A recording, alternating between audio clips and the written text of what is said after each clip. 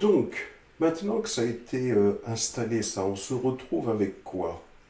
Voyons. Donc, si je fais un kubectl getPod-n monitoring, donc on retrouve un pod alerte manager, Prometheus Grafana, Prometheus kube Prometheus operator. Donc ça c'est un pod qui est propre à la stack que l'on a déployée.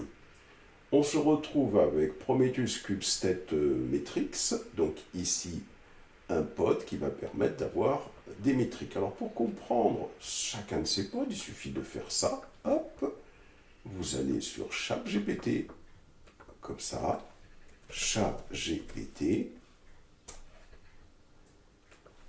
en un mot, en une ligne,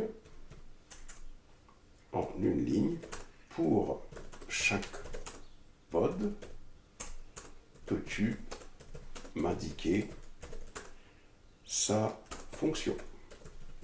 Hop, on colle et on valide. Et on attend.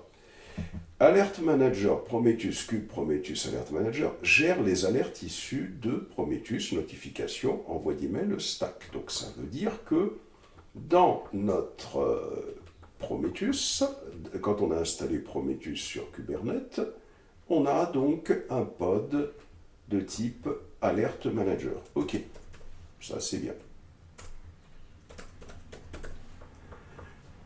On continue. On revient sur notre chat GPT, je ne sais pas où est-ce qu'il est passé par contre. Voilà. On a Prometheus, Grafana, etc. fournit l'interface web Grafana pour visualiser les tableaux de bord à partir des données Prometheus. Extraordinaire, on a notre petite définition. Ici, on a Prometheus-Grafana. C'est un autre pod qui a été déployé avec notre stack. On retourne ici. Alors, Prometheus kube Prometheus operator déploie et gère automatiquement les ressources Prometheus dans Kubernetes. C'est un opérateur Kubernetes. Donc ça, c'est extraordinaire. Il nous a donné sa définition. Ici, on a Prometheus operator qui gère en fin de compte toutes les ressources de notre stack. On retourne. Prometheus kubestate metric expose les métriques internes de Kubernetes à Prometheus, les pods, les services, les déploiements. Donc ça c'est pas mal, ça veut dire que on a une sorte de serveur de métriques qui permet donc de pouvoir récupérer les métriques qui sont propres à notre Kubernetes. Donc ici, on a cet autre élément, Prometheus Metrics, c'est grâce à lui qu'on va pouvoir récupérer des métriques pour Prometheus. C'est ça l'idée, c'est récupérer des métriques pour Prometheus. Voyons ici, on a Prometheus, Prometheus kube, Prometheus, Prometheus 0. Lui, qu'est-ce qu'il fait? Il stocke et il agrège les métriques collectées depuis diverses sources. Donc en fin de compte, c'est ça notre serveur Prometheus. Donc là, on a ici le serveur, un autre pod qui a été déployé qui s'appelle donc Prometheus Cube. Prometheus Cube. Ensuite, qu'est-ce qu'on a encore? Voyons, on a également Prometheus Node Exporter expose les métriques du système d'exploitation CPU, mémoire, réseau, disque vers Prometheus. Donc, le système d'exploitation qui peut être un Linux ou autre chose. Donc ici, on a également le Node Exporter. On va le mettre ici. Node Exporter. Prometheus Node Exporter.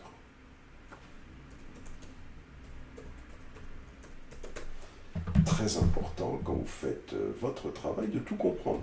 Alert Manager pour gérer les alertes, Prometheus Grafana pour avoir l'interface web de Grafana, Prometheus Operator qui gère en fin de compte tous les éléments de cette stack, Prometheus Metric pour récupérer des métriques sur le cluster Kubernetes, le serveur physique, Prometheus Cube, ça c'est, il a fait deux fois là, ça c'est tout simplement pour gérer le serveur Prometheus, Prometheus Node Exporter pour avoir des métriques sur le système d'exploitation. Extraordinaire, on comprend ce qu'on a déployé. Voyons ce qui se passe en termes de service clear. Alors, on a un cube CTL get svc -n monitoring. Alors, qu'est-ce qu'on a en termes de service? On a un alerte, on a des services de type cluster IP. On a un cluster IP qui est l'alerte manager. Donc ça, c'est pas mal. Ça veut dire que donc, ici, en fin de compte, alors je continue, hein, donc Prometheus, l'alerte manager qui est ici, cluster IP, qui écoute sur le port 90-93, ça veut dire donc, si on comprend bien, si on revient ici, ça veut dire que cet alerte manager, ce pod-là, le pod alert manager qui est là, il a le service de type cluster IP qui lui est associé. Vous voyez, c'est-à-dire qu'en fin de compte, pour chacun de ces pods, il y a un service de type cluster IP qui est associé à chacun de ces... alors je vais faire comme ça, hein, je vais faire /svc. Donc vous voyez, il y a un service pour chaque élément. Alors on pourrait faire, tiens, pour que ce soit plus clair, hein, pour que ce soit plus simple, hein, on va faire que pour l'alert manager, il y a aussi bien le pod, ici, que le service, vous voyez, qui lui est associé, le service de type cluster IP. Et c'est le même principe pour absolument tous. C'est-à-dire que ici, si on va voir encore ce qui se passe, pour le Grafana, on a ce service de type cluster IP qui lui est associé. Donc on a un service de type cluster IP pour Grafana. Où est-ce qu'il est Grafana? Grafana. Je ne vois plus. Et là. Donc on a un service Prometheus Grafana et on a le service Prometheus Grafana /svc. Vous voyez, donc ici, /pod. C'est le même principe pour quasiment tous les autres. Vous voyez, c'est-à-dire que ici, si je reviens pour l'alert manager, on a un service de type cluster IP. Pour Prometheus opérateur, un service de type cluster IP. Pour le serveur Prometheus, un service de type cluster IP. Pour StateMetric, un service de type cluster IP. Pour l'opérateur, un service de type cluster IP.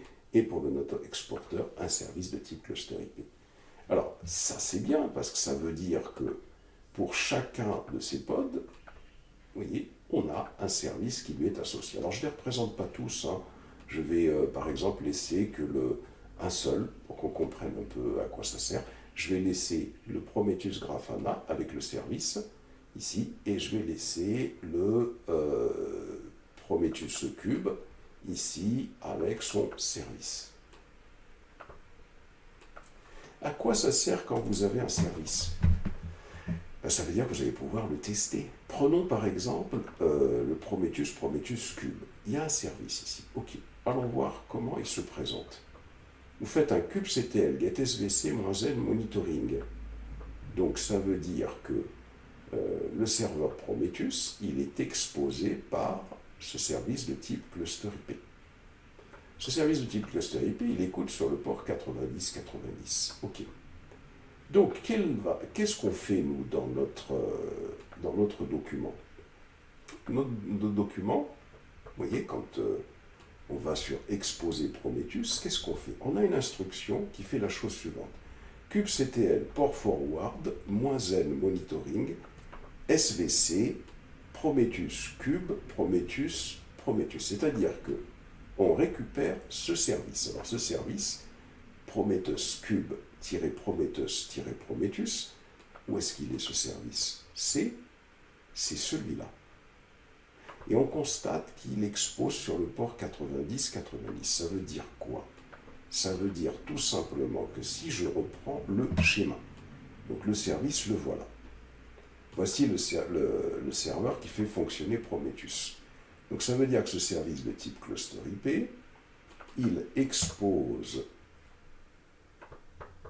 ce pod, il l'expose et il l'expose sur le port 90-90. Mais souvenez-vous que les services de type cluster IP, parce que ça c'est un cluster IP, hein, cluster IP. Souvenez-vous que les services de type cluster IP, c'est pour la communication interne. C'est tout. C'est-à-dire que normalement, la seule chose à quoi ça sert, c'est pour une communication interne. Sans plus. C'est pas du tout pour communiquer avec l'extérieur. On ne peut pas, par exemple, à partir de... alors, disque dur, je vais supprimer ici. On ne peut pas, par exemple, à partir d'un navigateur, ici, si je prends un navigateur, je ne peux pas faire un HTTP, et puis une URL, par exemple, localhost, par exemple, 2.90.90. Et puis réussir à accéder à ce service Prometheus et grâce à lui accéder à ce service, à ce pod. C'est pas possible de faire ça. Qu'est-ce qu'on est obligé de faire? On est obligé de faire une sorte de redirection de port pour kubectl. C'est-à-dire que l'objectif, c'est quoi? Alors, je vais faire ça juste pour ces éléments. L'objectif, c'est quoi? C'est que ici, ça écoute sur le port 90-90. On va faire une redirection de port, c'est-à-dire qu'on va faire en sorte que on puisse, quand je fais un kubectl ici, et quand je fais un kubectl, l'idée, c'est que on va utiliser une commande kubectl qui va faire une sorte de redirection de port. Cette redirection de port va se faire comment? Elle va se faire sur le port de la machine locale. C'est-à-dire que ce qu'on souhaite, c'est la chose suivante. On souhaite faire en sorte que, ici, je vais prendre la machine Windows, je prends la machine Windows, comme ça. Ça, c'est votre machine Windows. Votre machine Windows, et je ne suis pas dans le cluster Minikube, je suis sur le PC Windows. Votre PC Windows, il a un port localhost 2.90.90. L'objectif, c'est que quand je vais faire http localhost 2.90.90, eh bien, il faudra que cette machine, elle puisse passer sur votre port et à partir de là, on puisse parvenir sur le serveur Minikube, bien sûr sur le port 90-90, et à partir de là, bien évidemment, on aura donc la possibilité d'accéder à ce service. Donc ça, on le fait pour des tests, jamais en production. Vous voyez, ça va permettre de pouvoir tester. C'est ce que fait cette commande-là. Vous voyez, cette commande, elle fait kubectl port forward, -z monitoring. On va forwarder le service Prometheus qui fonctionne sur le port 90-90 vers le port 90-90 de notre machine locale. Cette instruction-là, celle-là, vous voyez, celle-là, comme ça, c'est elle qui va faire tout ça. On va la tester. Hop. Et là, regardez, si vous faites maintenant un http localhost 2.90.90, ça marche. Parce que le principe, c'est celui que je vous expose ici. Hop, à cause de cette commande, j'ai pu faire en sorte que j'ai cette relation. Ça va être le même principe pour Grafana. On y va. On va voir un petit peu ce qui se passe avec Grafana. Faites un clear, faites un kubectl, get svc-zen monitoring pour voir les services que on a créés dans l'espace monitoring. Et là, si on regarde, si vous regardez ici, qu'est-ce que vous constatez? Vous constatez, regardez, Prometheus-Grafana. Il écoute où le Prometheus-Grafana? Il écoute sur le port 80. Donc on voit très bien ce qu'on va pouvoir faire là. On peut le construire ensemble. D'ailleurs, rappelons la commande qu'on a. Attendez, va rappeler la commande qu'on a fait. Il me semble que cette commande elle est faite ailleurs. Hein. Voilà, elle est ici. Regardez cette commande-là. Vous la récupérez comme ça, là, sans aller voir le document. Hop. Et vous vous dites la chose suivante, hein, c'est que l'objectif, et je reviens ici, hop, je la recolle, hein, cette commande. Cette fois-ci, vous vous dites, bah tiens, attends, moi, ce que je veux faire, alors je vais faire le schéma, hein, vous dites, moi, ce que je veux faire, je voudrais que exposer sur le port, allez, on va le ramener ici, je voudrais exposer sur le port, bah, qui peut être quelconque, hein, on va faire par exemple, tiens, allez, on va faire 3000 par exemple. Je voudrais exposer sur le port 3000, ici, donc je vais faire ici, je vais faire comme ça. Faire comme ça, voilà, je vais faire ça par contre c'était là, ok. Et je voudrais exposer, quand j'appelle le port 3000, je voudrais, perso, je voudrais quoi? Je voudrais que, hop, tac tac, je voudrais donc que ça soit redirigé vers notre serveur Kubernetes sur le port 80, pardon. Ici, ça va être le port 80. Pourquoi? Parce que si vous regardez bien ici, vous voyez quand vous faites un kubectl get svc-n monitoring, regardez Prometheus et Grafana. Le service, il écoute sur quoi? Il écoute sur le port 80. Donc ça veut dire que ici, c'est le port 80 qui va être redirigé vers... Où est-ce qu'il est le service Prometheus? Le voilà.